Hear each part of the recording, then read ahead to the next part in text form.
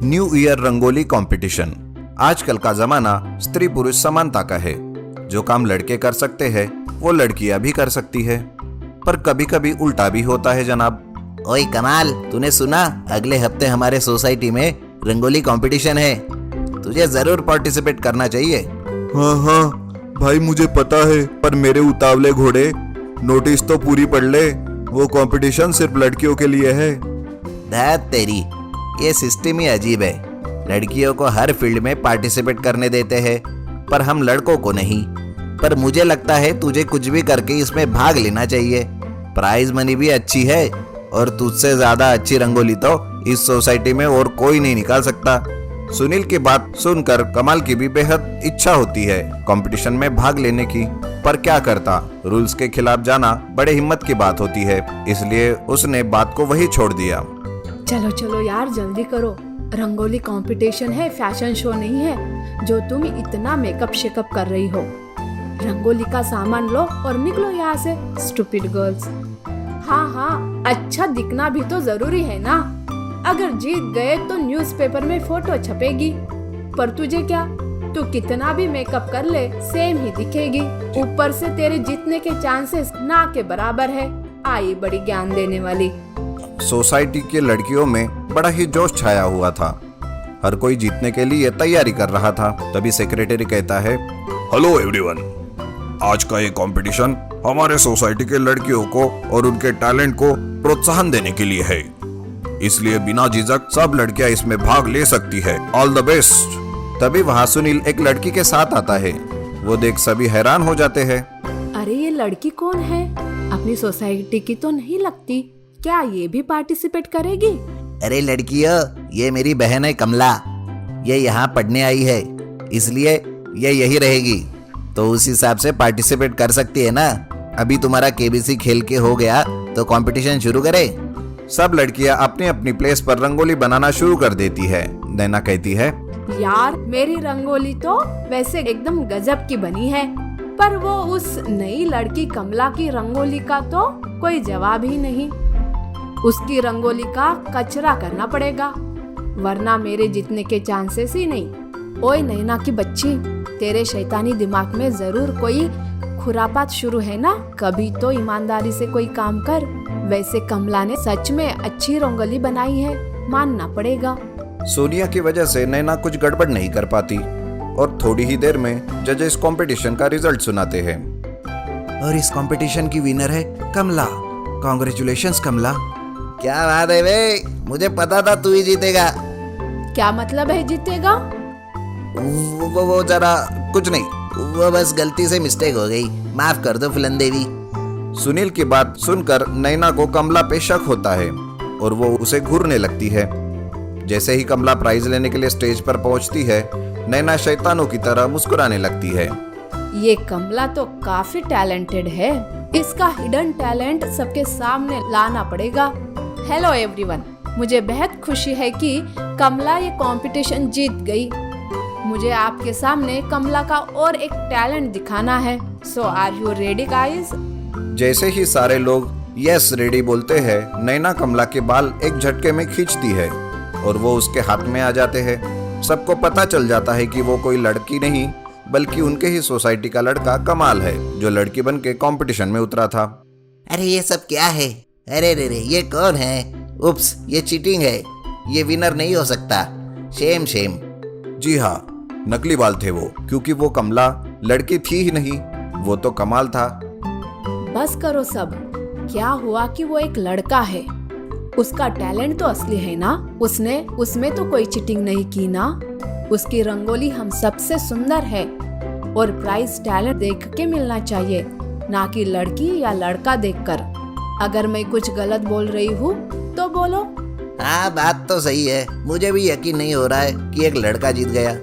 ये तो अद्भुत है। कहा ये रूल्स के खिलाफ होगा। विनर तो टैलेंटेड ही होना चाहिए, चाहे वो लड़की हो या लड़का। मुझे माफ कर देना, पर क्या करूं, मुझे इस प्राइज की जरूरत भी थी और मुझ में इतना टैलेंट भी था कि मैं जीत सकूं।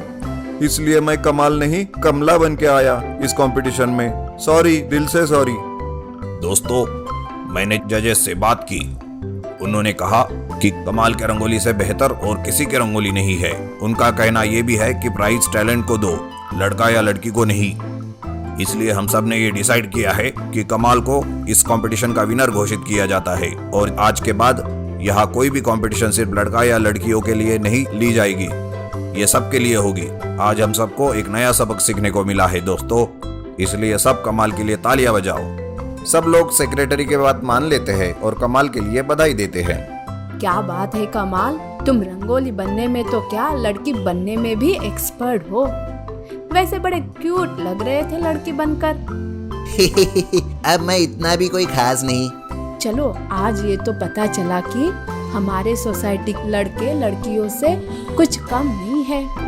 तो दोस्तों आज के ज़माने में लड़के भी काफ़ी काम लड़कियों से अच्छे कर सकते हैं। आखिर में नैना ने अपनी गलती मान ली और कमाल से माफ़ी मांगी। अंडरग्राउंड गोल्डन नागिन। भद्रनाग नाम के गांव में प्रमोद नाम का एक आदमी रहता था। वो बहुत अमीर था। वो अमर रहना चाहता था और इस अमर बनने के चक्कर में वो दुनिया में हर कोने में जाकर हर उस चीज को करता जो उसे पता चलती थी, लेकिन फिर भी उसका समाधान नहीं होता। फिर एक दिन उसका एक दोस्त बाबूलाल उसके घर आता है और वो कहता है, अरे यार प्रमोद, अमर बनने के चक्कर में तू इतना क्यों घूम रहा है? तेरा इस तरह घूमकर कोई फायदा नहीं यार। अरे यार तो फिर मैं क्या करूं? मुझे किसी भी हालत में अमर बनना है। अमर होने के लिए तुझे सिर्फ एक काम करना पड़ेगा। क्या तू वो करेगा? अरे यार, अमर होने के चक्कर में मैंने पूरी दुनिया घूम डाली। अब तू ही बता, क्या वो काम मैं नहीं करूंगा जो तू बोलेगा? बोल, क्या करना होगा? हमारे गांव से कुछ कोस दूर काली पहाड़ी पर जो गुफा है, उस गुफा में अंडरग्राउंड में गोल्डन नागिन रहती है। तूने अगर उस नागिन को अपने वश में करके उससे वो गोल्डन मनी मांग लिया तो उस मनी से तू हमेशा के लिए अमर हो जाएगा। क्या तू सच कह रहा है? अरे यार, झूठ तो मैं कभी बोलता ही नहीं। तो फिर तय रहा बाबूलाल, तू भी मेरे साथ चलेगा। लेकिन एक बात ध्यान में रखना प्रमोद, यह करना जितना आसान लगता है उतना है नहीं। इस काम में जान भी जा सकती है। प्रमोद और बाबूलाल मन बनाकर उस गुफा में जाने के लिए निकल पड़ते हैं। लेकिन जैसे ही वो दोनों थक कर गुफा के बाहर आराम करने बैठते हैं, एक बहुत बड़ा राक्षसी कीड़ा गुफा के अंदर से आता है। उसे देखकर दोनों बहुत डर जाते हैं, लेकिन हिम्मत करके उस राक्षसी कीड़े से बचकर दोनों उससे लड़ते हैं। लड़ते लड़ते बाबूलाल के पेट में वो राक्षसी कीड़ा अपना डंक घुसा देता है, जिस वजह से बाबूलाल वहीं पर मर जाता है। प्रमोद कहता है, बाबूलाल, नहीं नहीं नहीं, ये क्या हो गया?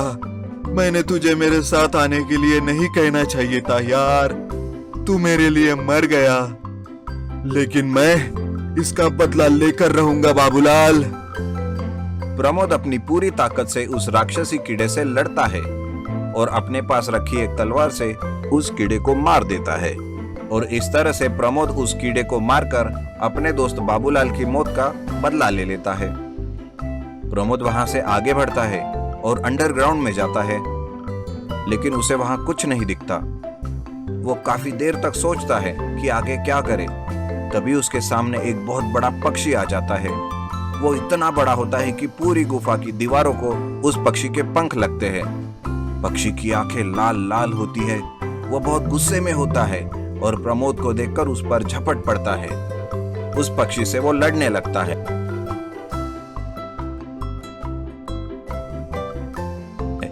आखिर प्रमोद अपनी चालाकी से उस पक्षी के ऊपर चढ़ता है और उसे तलवार से मार देता है। वो पक्षी वहीं पर मर जाता है। चलो, ये पक्षी तो मर गया, लेकिन वो गोल्डन नागिन कहाँ मिलेगी? प्रमोद गोल्डन नागिन को ढूंढते ढूंढते धीरे धीरे आगे बढ़ता है। तभी उसके सामने वो गोल्डन नागिन आती है।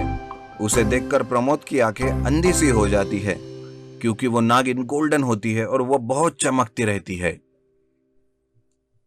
तुम कौन हो और यहाँ क्यों आए हो? क्या तुम्हें मरने से डर नहीं लगता? मैं या तो मरूंगा या मारूंगा नागिन। अच्छा, तुम अपने आप को बहुत बहादुर समझते हो। मैं तुम्हारे सामने खड़ा हूँ, तुम्हें तो समझ ही लेना चाहिए। इतना घमंड अपनी बहादुरी पर ठीक नहीं होता। लेकिन बताओ, तुम यहाँ क्यों आए हो? मुझे अमर बनना है गोल्डन नागिन, और अमर बनने के लिए तुम्हारे गोल्डन मनी की जरूरत है। तुम्हारी इतनी हिम्मत है इंसान, तुम्हें अभी मजा चखाती हूँ। गोल्डन नागिन गुस्से से प्रमोद से लड़ने लगती है और उसे काटने के लिए कोशिश करती है, लेकिन प्रमोद अपनी बहादुरी से हर वक्त उससे बचता जाता है। लेकिन इंसान अपने घमंड से जीता है कभी? प्रमोद नागिन से लड़ते लड़ते एक बार उसके चपेट में आ ही जाता है और गोल्डन नागिन उसे अपने सुनहरे दांतों से काट लेती है और प्रमोद वहीं पर मर जाता है।